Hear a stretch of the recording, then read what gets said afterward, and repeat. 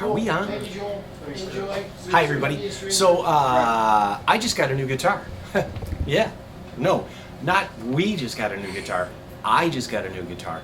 This is something that I found from another dealer, and I paid full top price for it. Why? Because I've always kind of wanted one of these. This is a Rickenbacker 450, and you might have seen these, but you didn't know it. Robin Zander from Cheap Trick. If you go back on our Facebook page, you'll see Robin Zander, a picture of Robin Zander holding his. He has a blonde one, and I've known Robin for a long time, and I've always been kind of envious of that guitar and his vocals. But this is a Rickenbacker 450. I love it, and I just got it in. I've had it for a while. It is just as buzzy and cranky as any Rickenbacker you'd imagine, and it just rattles, and a guitar repair guy would look at this and go, what? But there's something about this. And of course, the Rickenbacker sound, the Beatles, the Byrds, goes on and on and on. The Smithereens, who put it through a Marshall and made it sound great. I love this guitar. And this is about collectibles. But there's also a thing of just you like what you like. These are not easy to sell. This sat on somebody's list for a year before I found it, and I bought it, and I'm just pleased as all get out. It's an original finish. Yes, they did the neck is a different thing. The neck, it's a neck through body construction, a maple body, but you have to admit, the gold against the chrome, against the black, it's really a special guitar. I wonder if I can get it to blind you, but no, I don't think so. Anyway, here, I'll even plug it in for you a little bit. Rickenbackers are kind of quirky. They just are. They're not the type of thing that. Oh, I should have tuned it, shouldn't I have? Yeah.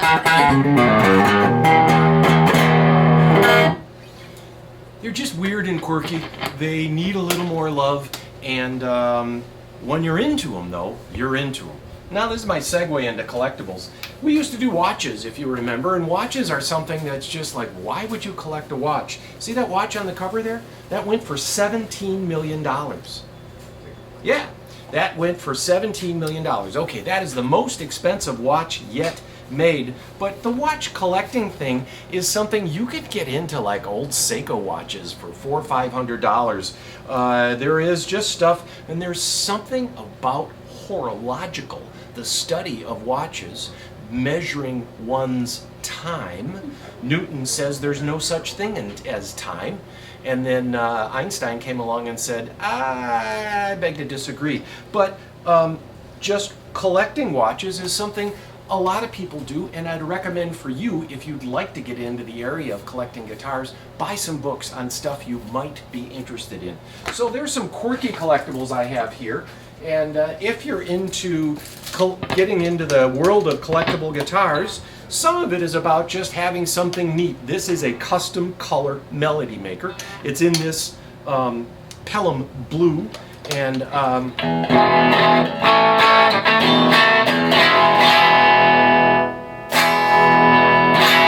the single pickup makes things easy. It's just a volume and tone control. It has a wang bar on it, so you can impress your friends with that. And this has the original bridge. Now, I've said this before, but if you're going to do a one of these, you may replace the bridge. It's okay. You're going to get a little kind of a clanky bridge. I'm going to turn this down, and there is a bit of clankiness to these bridges. Putting on a different bridge, you could bypass this tremolo. It makes it a very useful guitar. This guitar, I know, this is a 1968 Melody Maker. This is just under $3,000. Now, to some people that's a lot of money, but this is a Brazilian rosewood board, a single sheet Honduran mahogany. It's a 60s Gibson, and an interesting collectible. This is a collectible. This moserite is a carved spruce top moserite, and a guy that would buy this is looking for a carved spruce top sound.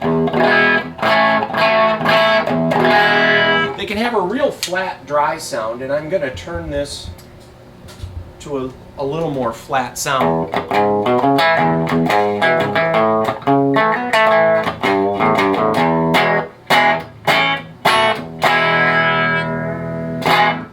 So This being a carved spruce top guitar, the note is very woody, it's dry, it fades quickly, but you're using it especially for rockabilly or country, you're using it as that you would an archtop guitar. It's not going to feed back.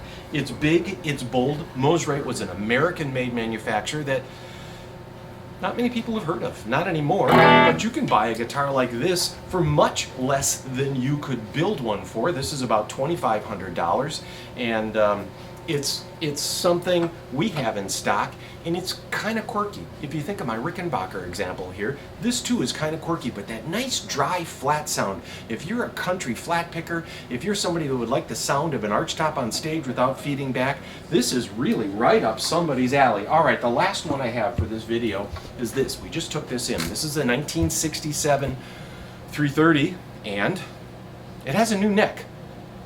Yes. Somebody has a new neck. This is the third time it's been with us. And this guitar was sat on, so the back of the neck popped out the back. It's a new back, but it's the original sides and top. This used to be a 2-pickup guitar. The person that put it together made it a 3-pickup, a 370, which is a little more Pete Townsend-like. It has 1 11/16 nut. So this is a guitar that has the neck feel of a Gibson. Rickenbackers, traditionally, have very small necks, and traditionally you only use really light strings on a Rickenbacker, and that's part of their quirkiness. But this guitar,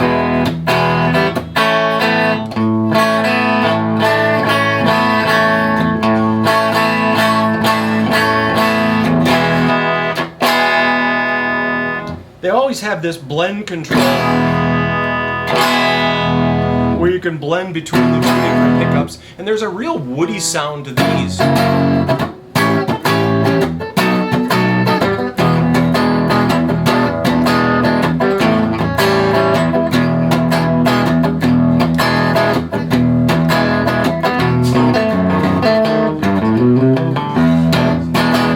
Big fun. So, again, this is hard to explain. Look on our website. It's got a new neck, a new fingerboard, an entirely new neck. The neck was destroyed. The electronics are not original, but the rest of the wood is.